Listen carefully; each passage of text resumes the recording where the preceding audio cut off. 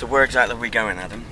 We're off to see Colin Graham, who's a local expert in crop circles and all that sort of thing. So apparently he flies over crop circles and he's very in tune with the energies in crop circles, so we're going to go and interview him.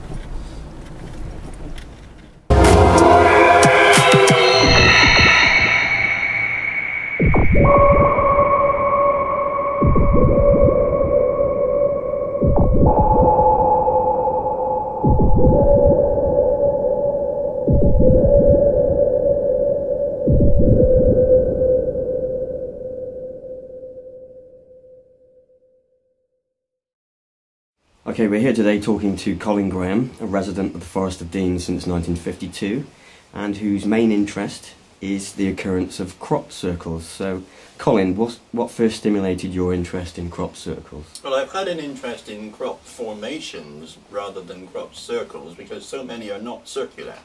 But I've had an interest in these for many, many years, and the last 5-6 years I've been taking a more active interest by going to Wiltshire and other parts of this country just to investigate, wander amongst the circles and then fly over them.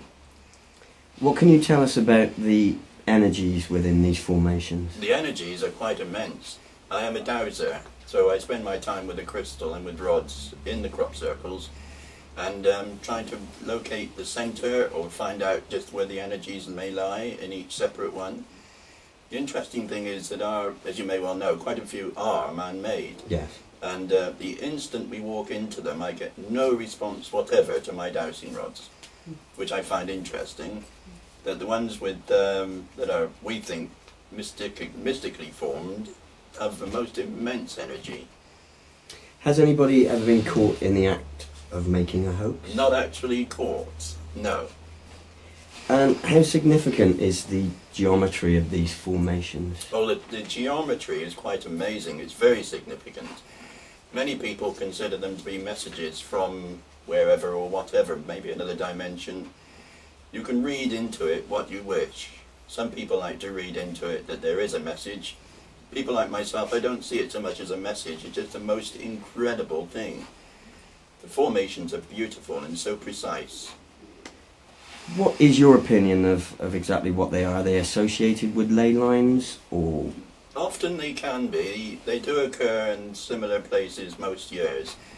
They occur actually all over the world, not just in Wiltshire. Wiltshire just happens to be something of a hotspot. Ley lines or energy lines do have some significance, but they can occur almost anywhere. As an instance, we had one here at Tiddenham Chase in the forest only recently.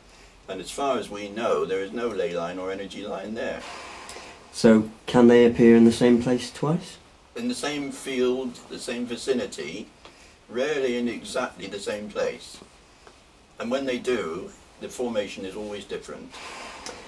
And how many are documented as hoaxes as to those that are unexplained? Well, the people that follow these reckon they're probably 50 or 60% could be man-made hoaxes.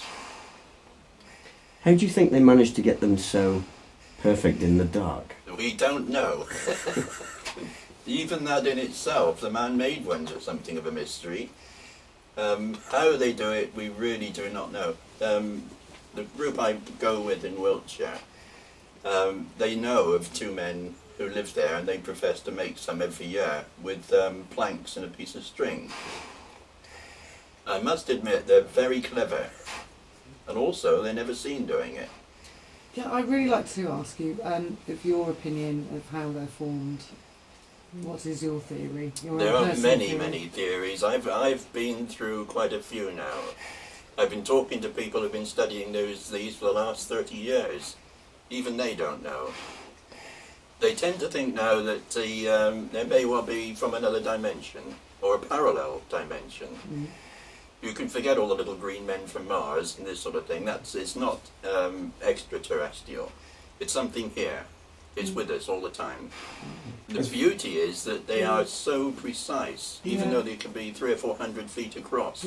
The precision is totally amazing, which I would defy anyone to make by hand. Yeah. Do you think that there's any connection with ancient, because all of ancient civilizations make perfect shapes and geometry? Yeah. Yes, so they have been recorded even in with Egyptology. Yeah. They recognised that there were some very strange formations. They were recorded in this country back in the 13th century when they were thought of as devil's circles, Ah. as they couldn't think of any other reason as to why they should be there. Yeah. And being slightly more primitive people, they couldn't understand it. We don't understand it, but we're beginning to try and acknowledge the fact that there is something there. Can I ask, what do you pick up when you're dowsing? What experiences have you had physically, or? I personally don't experience anything like that. Many of the people I go with do feel dizzy, Right. especially if one is only recently made. If we're lucky enough to get into one that was only done the previous day or so, Right. people have reported dizzy spells, slight almost hallucination. Right. I go in with, I use dowsing rods as my tool to tell me what there may be. I get a very immense reaction with the rods. It will always tell me where the centre or the main centre is. Oh, really interesting. Interestingly, after 3 or 4 days, it dissipates. Ah, Go there a week later, you get virtually no response at all. right, okay. Have you actually flown over them then, Colin, as well? What we do with the group is go in them in the mornings. I go 2 or 3 times a year in the main season. Explore them in the mornings and try and work out just what the pattern is. And it is impossible. You cannot work out what the pattern is. Then in the afternoon we fly with a helicopter over the top, and you can see the actual shape, the pattern. And do you feel as much above flying over No. it as... no, it's not as much as actually in the circle itself. No, you need to be in it to relate to any form of energy. No. From the air, 1,000 feet up, you can get the beauty of the pattern, But not which the you don't energy. at ground level. So, is it possible that it's an electromagnetic energy? That again is one of the many theories. Theories are endless, as you could well imagine. It would be interesting to try and see what the EMF is actually, you know, measure the EMF, electromagnetic fields actually in a formation as well. Any of those things, Yeah. yes. God. Well, the group I go with would be more than interested if there was someone else taking an interest from a different aspect. It's quite amazing as well that there's very often there isn't an entrance or an exit from it, and there's no lines crossing over as well. But the only lines are the actual tram lines, as we call them, which is where the farmer runs his tractors, which we use for access. But there's no actual roadway in as such, No. and they can be right in a field where you can't see from the road. Often they're found by air. Okay, well thank you very much, Colin. That's been fascinating talking to you today about this. You're very welcome. Yeah, thank you. Yeah, And I thank hope you. you become as fascinated as I am. We are, I Yeah. know. Yeah, already, I think. Thank you.